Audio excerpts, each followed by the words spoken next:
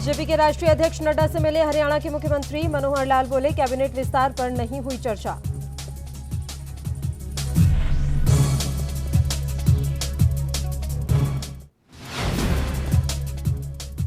हरियाणा के अंबाला में खूनी वारदात, कार के सामने कार लगाकर की अंधाधुंध फायरिंग, 2 लोगों की मौके पर ही मौत, 2 घायल।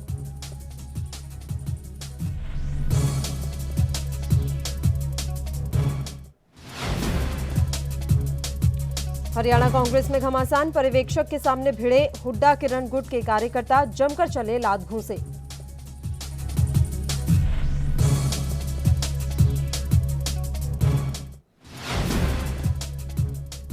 और हिसार के रोहताश ने फतेह किया किलीमंजारो, 24 घंटे पर्वत की चोटी पर रहे रोहताश। हरियाणा कांग्रेस के अध्यक्ष कुमारी शैलजा ने भी दी शुभकामनाएं, कहा पूरे हरियाणा को आप पर गर्व।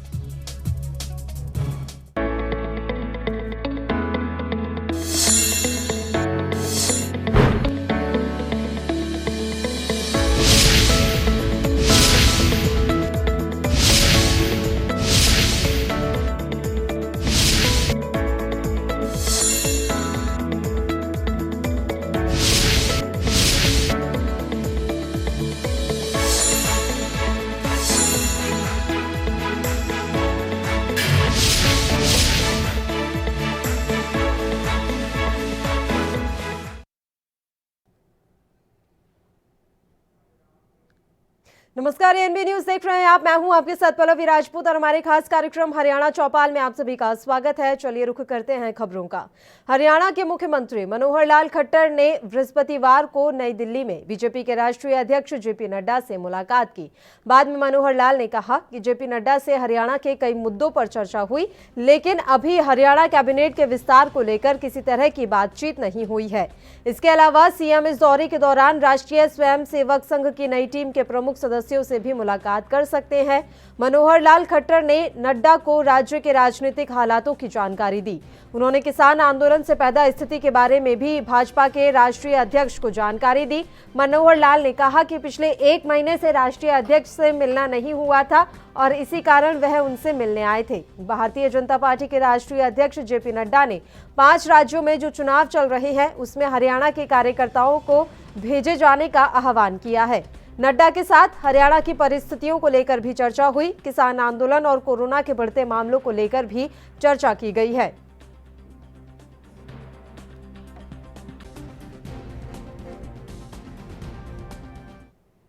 और हमारे संवाददाता अभिषेक तक्षक इस समय फोन लाइन पर जुड़ गए हैं इसी खबर पर तमाम जानकारी देने के लिए। अभिषेक, आपसे पूरी जानकारी हम चाहेंगे। जेपी नड्डा और हरियाणा के मुख्यमंत्री मनोहर लाल खट्टर के बीच वार्ता हुई है, उन्होंने मुलाकात की है।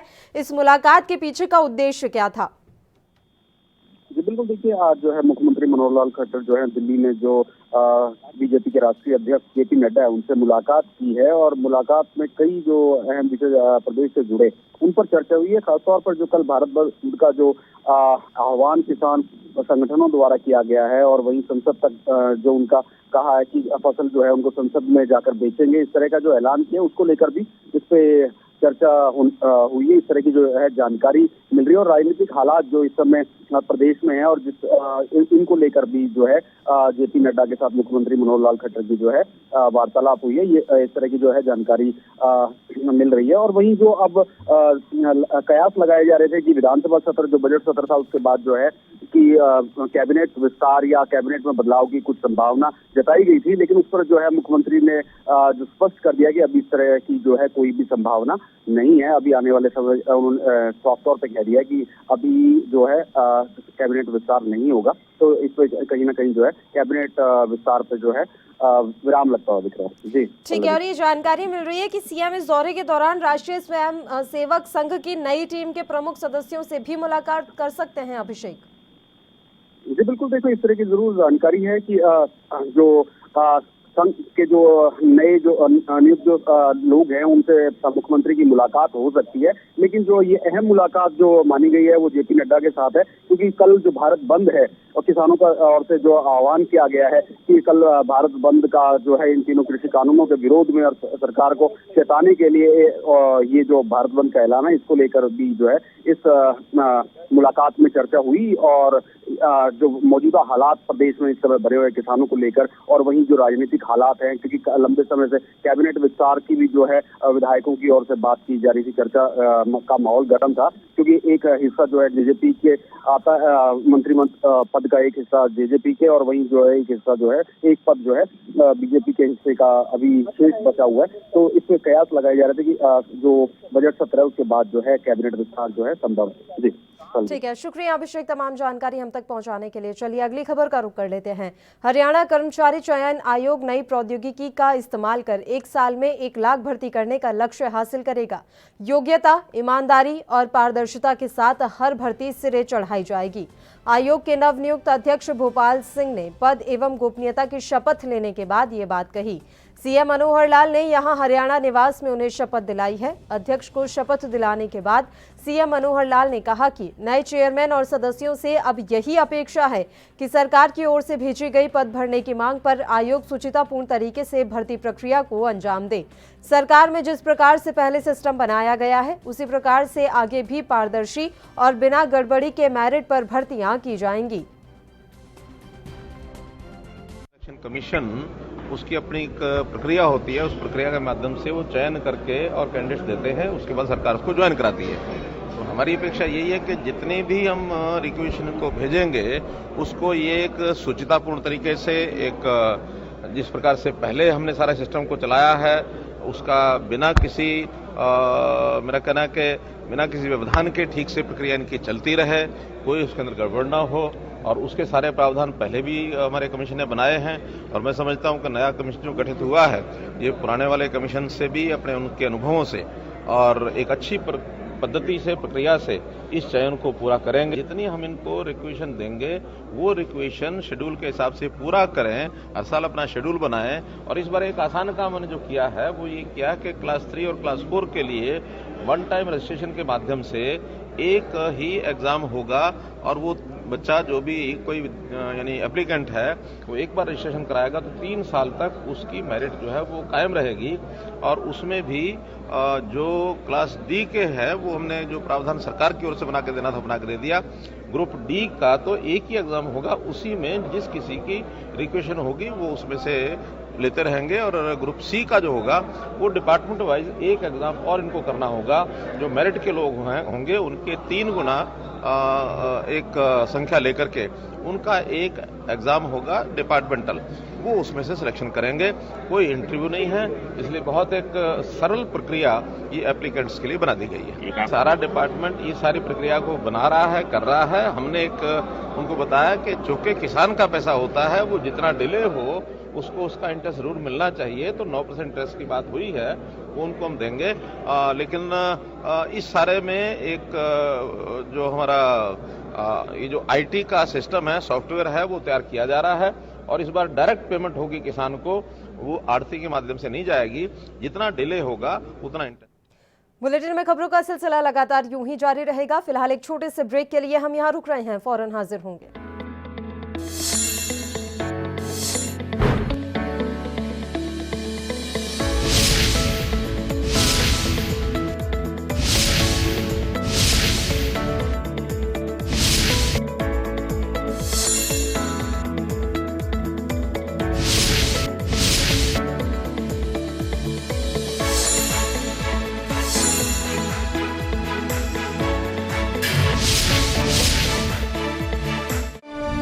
पंद्रह सरकारी ਕਾਲਜਾਂ ਦਾ ਕੀਤਾ ਜਾ ਰਿਹਾ ਨਿਰਮਾਣ। 4 ਵਰਿਆਂ ਤੋਂ ਉਚੇਰੀ ਸਿੱਖਿਆ ਦਾ ਮਿਆਰ ਉੱਚਾ ਕਰਨ ਲਈ ਨਿਰੰਤਰ ਮਿਹਨਤ ਕਰਦੀ ਪੰਜਾਬ ਸਰਕਾਰ।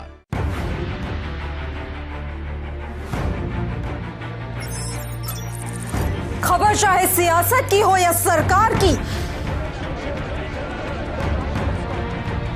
खबर चाहे भ्रष्टाचार की हो या गुनहगार की,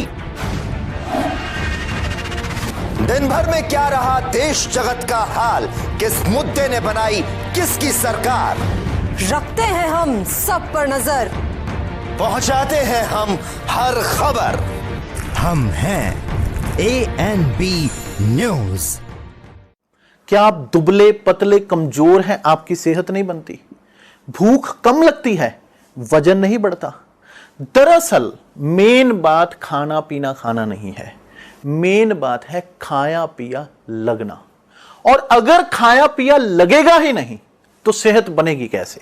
इसलिए हमारी संस्था सन्यासी आयुर्वेदा ने एक ऐसी दवा बनाई है जो कि आपके पाचन तंत्र को, आपके लीवर सिस्टम को ठीक करने का काम करती है, ताकि आप जो भी खाएं उसका पूरे का पूरा निचोड़ आपके शरीर को लगे, आपकी भूख बढ़े, खाया पिया सही से लगे, नया खून बने, हड्डियों में जान आए, वजन बढ़े, ताकत बढ़े, चेहरे पर नूर आए और आप मोटे तगड़े खूबसूरत पर्सनैलिटी के मालिक बन जाएं। यह दवा पूरी तरह से आयुर्वेदिक होती है। इसका शरीर पर कोई भी साइड इफेक्ट, कोई भी नुकसान या दुष्प्रभाव नहीं होता। लड़के लड़कियां दोनों इसका इस्तेमाल कर सकते हैं और पहले 15 दिन के अंदर ही आपको इसका असर महसूस हो जाएगा। सिर्फ 650 रुपए की पूरे 1 महीने की दवा होती है और आप इसे घर बैठे 01145454545 पर फोन करके दवा मंगवा सकते हैं।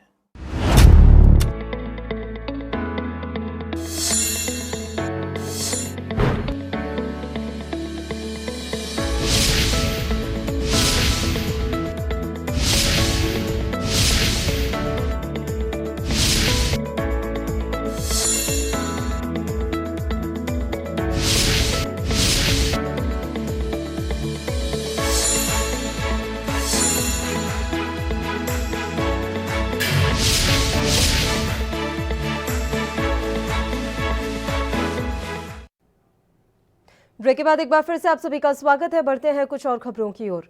मुख्यमंत्री मनोहर लाल खट्टर ने घोषणा की है कि यदि 1 अप्रैल से शुरू होने वाले रबी सत्र के दौरान किसानों को उनकी फसलों की खरीद के लिए भुगतान किए जाने में देर की जाती है तो उन्हें 9% की ब्याज का भी भुगतान किया जाएगा। खरीद की गई फसलों का भुगतान सीधे किसानों के सत्यापित खातों में किया जाएगा। सरकार के इस महत्वपूर्ण फैसले को लेकर किसानों की प्रतिक्रिया सामने आई है। किसानों का कहना है कि सरकार ने ये एक अच्छा कदम उठाया है जिससे भ्रष्टाचार पर लगाम लगेगी।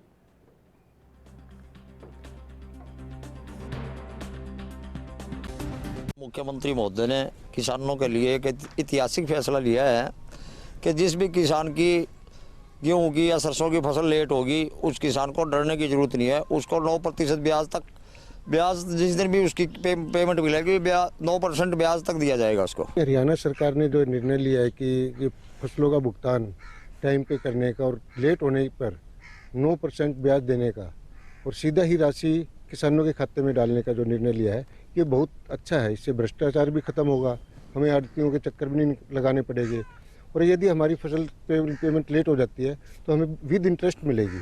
ये पहली बार ऐसा होगा। हरियाणा सरकार ने बहुत अच्छा निर्णय लिया। पहले जो थी सरकार उनने कदे भी पेमेंट लेट हो जाती तो कदे ब्याज नहीं दिया था, कदे कोई वो नहीं था, मन 2 महीने भी कर दिया कर दी। अभी सरकार ने कर दिया 24 घंटे से लेट हो गया तो उसको 9% ब्याज मिलेगा। जिस किसी कारण भी लेट हो गया तो उनको ब्याज समेत पैसे मिलेंगे, कोई किसी प्रकार की दिक्कत नहीं रहेगी। ये सरकार का एक अच्छा फैसला है जो कि किसानों के लिए एक वरदान साबित होगा। किसानों की पेमेंट जो पहले लेट हो जाया करती थी अब 9% उनको ब्याज मिलेगा। ये फैसला सरकार ने दिया है नहीं, ये बढ़िया दिया है, किसानों का कमा है और यह जो जिन्स बेचा थे उसका ब्याज मिलेगा। पेमेंट लेट हो गए तो 9। 3 कृषि कानूनों के खिलाफ किसानों का आंदोलन लगातार जारी है। किसानों के भारत बंद को लेकर हरियाणा में प्रशासन सतर्क हो गया है। फतेहाबाद के डीसी ने आज अधिकारियों की मीटिंग ली और 18 ड्यूटी मजिस्ट्रेट नियुक्त किए गए। बता दें कि ड्यूटी मजिस्ट्रेट भारत बंद के दौरान पुलिस अधिकारियों के साथ मिलकर अलग अलग जगहों पर तैनात रहेंगे। फतेहाबाद के कई किसान यूनियंस की तरफ से इस भारत बंद को सफल बनाने को लेकर प्रयास किए जा रहे हैं।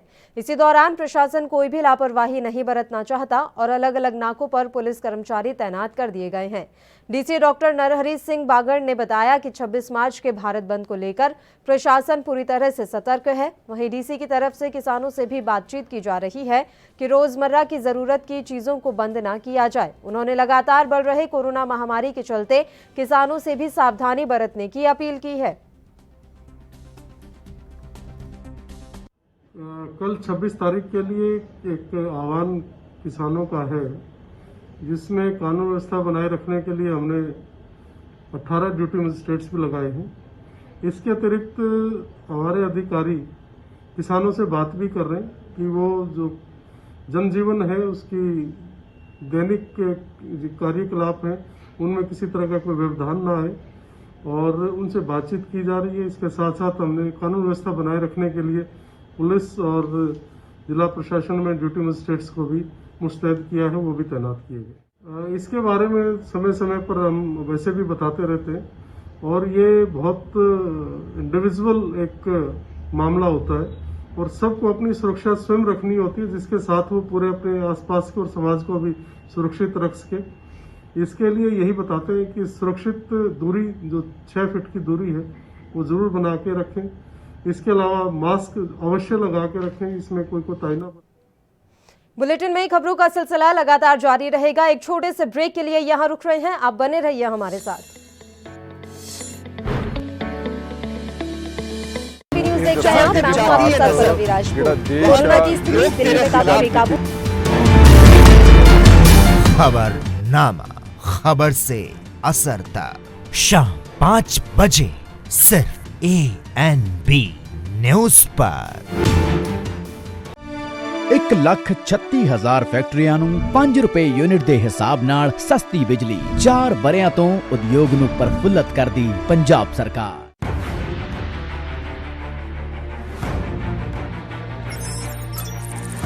खबर चाहे सियासत की हो या सरकार की, खबर चाहे भ्रष्टाचार की हो या गुनहगार की, दिन भर में क्या रहा देश जगत का हाल, किस मुद्दे ने बनाई किसकी सरकार, रखते हैं हम सब पर नजर, पहुंचाते हैं हम हर खबर। हम हैं ANB न्यूज। क्या आप दुबले पतले कमजोर हैं, आपकी सेहत नहीं बनती, भूख कम लगती है, वजन नहीं बढ़ता? दरअसल मेन बात खाना पीना खाना नहीं है, मेन बात है खाया पिया लगना। और अगर खाया पिया लगेगा ही नहीं तो सेहत बनेगी कैसे?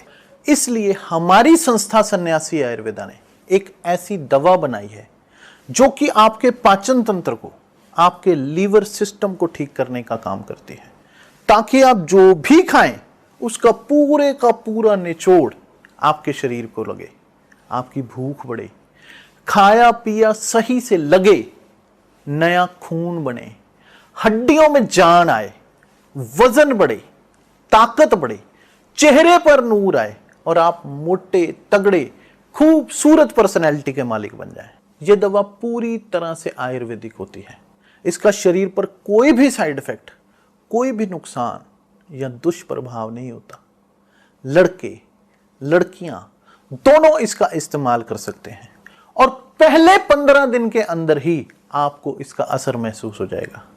सिर्फ 650 रुपए की पूरे 1 महीने की दवा होती है और आप इसे घर बैठे 01145454545 पर फोन करके दवा मंगवा सकते हैं।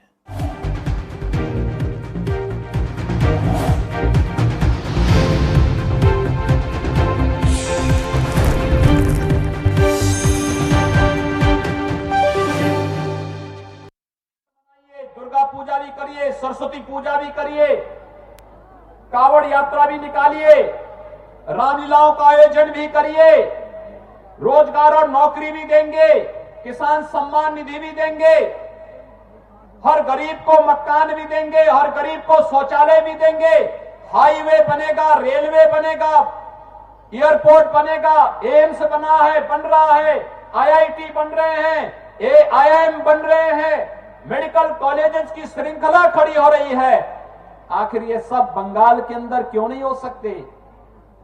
भाइयों बहनों, प्रश्न एक ही है और वह उस प्रश्न का उत्तर आज ममता दीदी से बंगाल की जनता को पूछना ही चाहिए। मैं अभिनंदन करूंगा शुभेंदु अधिकारी का, जिन्होंने साहस दिखाया है और उन्होंने भारतीय जनता पार्टी के समर्थन में आकर के आज उन्होंने बंगाल के हित के लिए अंगड़ाई ली है। डॉक्टर श्यामा प्रसाद मुखर्जी के सपने को साकार करने का बीड़ा उठाया है कि हम बंगाल को बचाएंगे भी और बंगाल को प्रधानमंत्री।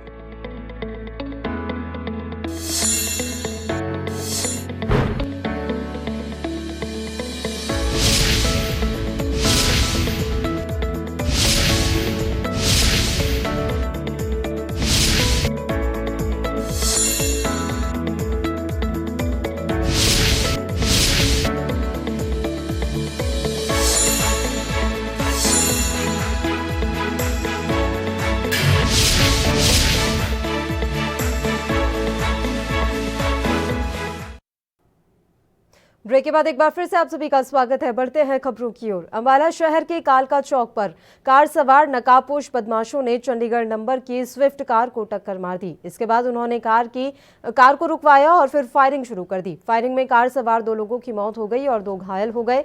घायलों को अंबाला शहर के नागरिक अस्पताल में दाखिल कराया गया है। फायरिंग में मरने वालों में राहुल और पंजा नाम के शख्स शामिल हैं, जबकि 2 लोग घायल हैं। ये चारों पंजाब के मौली गांव के रहने वाले हैं। सभी पेशी के लिए कोर्ट आ रहे थे। कोरोना के कारण पेशी नहीं होने से वापस जा रहे थे। कालका चौक पर स्विफ्ट डिजायर कार में करीब 4 लोग आए और ताबड़तोड़ फायरिंग शुरू कर दी। 2 की मौके पर ही मौत हो गई। घायलों के कंधे और बाजू में गोली लगी है। मौके पर मौजूद लोगों का कहना है कि 5 से 7 मिनट में वारदात को अंजाम दिया गया। घटना के बाद मौके पर दहशत का माहौल रहा। कुछ देर तक ट्रैफिक रुका रहा। पुलिस के पहुंचने के बाद ट्रैफिक को सुचारू किया गया। आशंका ये भी जताई जा रही है कि यह गैंगवार भी हो सकती है। पुलिस अभी मामले की पड़ताल कर रही है। लगभग दर्जनों लोग आए हुए हैं और इसमें लॉरेंस ग्रुप और वो मूवी का नाम अभी तक आया है, क्योंकि अभी तक जो मारने वाले हैं जो स्विफ्ट गाड़ी में थे उनका क्लियर नहीं है वो लोग। सर अभी 3 युवकों को भी पकड़ के लेके गए हैं, वो कौन है? अभी 3 युवकों को पकड़ा गया। अभी तक आप ये ना कहो कि शक के आधार पे या उसके आधार पे पुलिस अपनी कार्रवाई कर रही है, लेकिन अभी तक हम ये नहीं कह सकते कि असल में मारने वाले कौन है। अभी यही आई है कि भूपी राणा के आदमी वो हो सकते हैं। अभी हमारी टीमें लगी हुई हैं, इसको जल्द आपको क्लियर कर देंगे। अभी क्लियर नहीं, किसी की डेथ की मौत है, ज्यादा की मौत नहीं, अभी तक ये डॉक्टरों ने वो भी क्लियर नहीं किया। अभी कह रहे हैं कि 2 हैं, 2 की डेथ होगी है। अभी ये बताया डॉक्टर अभी क्लियर कर देंगे वो आपको। जिनकी डेथ हुई है वो भूपी राणा ग्रुप के जिनकी डेथ हुई है। हाँ, ये है जो मारने वाले हैं, ये है जो लॉरेंस ग्रुप के। ये अभी तक आज इससे यही पता चला। सर कोर्ट में पेशी से आ रहे थे वापस? अभी ये कोर्ट में कह रहे हैं गए थे, लेकिन किस कोर्ट में अभी ये नहीं बता पा रहे हैं। कोर्ट से पता किया तो कोर्ट में हाजिर भी नहीं हुआ है किसी कोर्ट में। आज ऐसी बात आई है, ये कह रहे हैं कि हम कोर्ट में गए थे, लेकिन ये कोरोना की वजह से हमारे को ये बोल दिया गया है। और कि आज उधर फरीदाबाद जिले में कोरोना का कहर लगातार बढ़ता जा रहा है। लोग अनलॉक के बाद लापरवाह हो गए और कोरोना ने अपने पैर पसारने शुरू कर दिए। वहीं लोगों में कोरोना के प्रति जागरूकता फैलाने के लिए फरीदाबाद पुलिस अलर्ट पर है और आज बल्लभगढ़ में आम जनता को मास्क वितरित किए गए और लोगों को कोरोना से बचाव के लिए जारी की गई सभी गाइडलाइंस का पालन करने की हिदायत दी गई। इस बारे में जानकारी देते हुए चौकी इंचार्ज दिनेश कुमार ने बताया कि बिना मास्क वाले लोगों का हम 500 रुपए का चालान कर रहे हैं ताकि वो लापरवाह ना हो। देखो, कोरोना के बारे में हम लोगों को जागरूक करते हैं कि भाई कोरोना दोबारा से फैल चुका है, इसलिए आप जब भी घर से निकलें अपना मास्क लगा के रखें, सोशल डिस्टेंसिंग रखें, हाथों को सैनिटाइज कर लें और समाज सेवी संस्थाओं के साथ और हम स्वयं भी समय समय पर कभी बस स्टैंड के सामने, कभी सोनाटी पॉइंट पे, कभी वो बदल के जगह पे हम जो है ये मास्क जो समाज सेवी संस्थाओं ने हमारे को दिए हैं उनके साथ मिलकर ही बांटते हैं। वैसे हमें भी हमारे पुलिस कमिश्नर साहब ने मास्क हमें वितरित कराए हैं, तो उनको भी हम समय समय पर बांटते हैं, लोगों को जागरूक। हरियाणा के उप मुख्यमंत्री दुष्यंत चौटाला के कार्यक्रम में आईएएस अधिकारी से जननायक जनता पार्टी के कार्यकर्ताओं के द्वारा छेड़छाड़ का मामला अब तूल पकड़ने लगा है। इंडियन नेशनल लोकदल संगठन को मजबूत करने के लिए रेवाड़ी पहुंचे पूर्व सीपीएस श्याम सिंह राणा ने कहा कि बेटी बचाओ बेटी पढ़ाओ योजना की शुरुआत करने वाली बीजेपी सरकार में आज बेटियां ही महफूज नहीं हैं। रेवाड़ी में 5 साल, 9 साल या 20 साल की युवतियों के साथ आज दरिंदगी हो रही है। यहां तक कि फरीदाबाद में उप मुख्यमंत्री दुष्यंत चौटाला के कार्यक्रम के दौरान जननायक जनता पार्टी के कार्यकर्ताओं के द्वारा ही एक महिला अधिकारी के साथ छेड़छाड़ का मामला सामने आया है। जिसकी हम कड़े शब्दों में निंदा करते हैं। उन्होंने कहा कि यह वाक्य हरियाणा को कलंकित करने वाला है, क्योंकि बीजेपी सरकार ने बेटी बचाओ बेटी पढ़ाओ की मुहिम हरियाणा के पानीपत से ही शुरू की थी और आज हरियाणा में ही बीजेपी की सहयोगी पार्टी के कार्यकर्ताओं के द्वारा ऐसी शर्मनाक हरकत की गई है। पूरे प्रदेश की सरकार के लिए शर्म की बात है। वैसे सरकार का नारा तो केंद्र से लेकर प्रदेश तक एक ही है, बेटी बचाओ बेटी पढ़ाओ, जबकि प्रदेश के अंदर बेटी सुरक्षित नहीं है। कहीं 5 साल और 9 साल की बच्चियों के साथ रेप होते हैं और सरकार इसको बिल्कुल रोकने में नाकाम रही। ये सरकार कानूनी व्यवस्था को कायम करने में असमर्थ है और बेटी बचाओ और बेटी पढ़ाओ का नारा इनका सार्थक नहीं हुआ। जेजेपी कार्यकर्ता पे आरोप लगा, अधिकारी की चर्चा कर। हाँ देखिए, जेजेपी कार्यकर्ताओं पे आरोप लगते हैं, वो सरकारी पार्टी के नुमाइंदे हैं और सरकार उन पे कार्रवाई करे, जरूर करनी चाहिए। अगर वो नहीं करेंगे तो इस मसले में भी उनकी पछीती होगी। देखिए, सवारी अपने सामान की जिम्मेवार है और जो गलत काम करता है उसके खिलाफ कानूनी कार्रवाई होगी। वैसे गलत है, वैसे गलत हुआ जो हुआ। हाँ हुआ है तो गलत हुआ है, निंदा करते हैं। हाँ बिल्कुल निंदा करते हैं। हरियाणा में रंग और उल्लास के त्योहार होली पर भी कोरोना वायरस का साया पड़ गया है, जिसको लेकर हरियाणा सरकार ने राज्य में कोरोना वायरस के संक्रमण के मामले में लगातार बढ़ोतरी के कारण सार्वजनिक तौर पर होली का त्योहार मनाने पर रोक लगा दी है। इस दौरान हरियाणा सरकार की ओर से एडवाइजरी भी जारी की गई है। दूसरी ओर हरियाणा विधानसभा में विपक्ष के नेता और पूर्व मुख्यमंत्री भूपेंद्र सिंह हुड्डा ने केंद्रीय कृषि सुधार कानूनों के खिलाफ और किसानों के समर्थन में त्योहार नहीं मनाने की घोषणा की है। प्रदेश सरकार ने एडवाइजरी जारी की है कि एक दूसरे को रंग लगाने या गले मिलने से कोरोना फैल सकता है, इसलिए अपने घर पर रहकर सादे ढंग से ही होली का त्योहार मनाएं। गृह और स्वास्थ्य मंत्री अनिल विज ने इस संबंध में आदेश भी जारी किए हैं। इसके साथ ही उन्होंने ट्वीट कर लोगों से घरों में रहकर ही त्योहार मनाने को कहा है।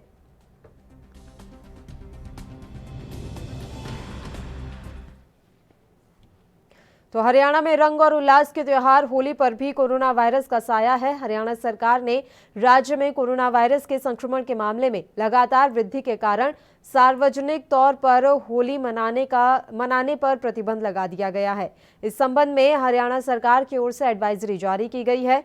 दूसरी ओर हरियाणा विधानसभा में विपक्ष के नेता और पूर्व मुख्यमंत्री भूपेंद्र सिंह हुड्डा ने केंद्रीय कृषि सुधार कानूनों के खिलाफ और किसानों के समर्थन में त्योहार नहीं मनाने की घोषणा की है।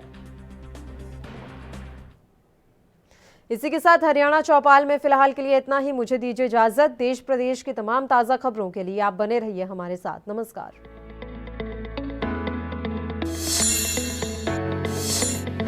क्या आप दुबले पतले कमजोर हैं? आपकी सेहत नहीं बनती, भूख कम लगती है, वजन नहीं बढ़ता?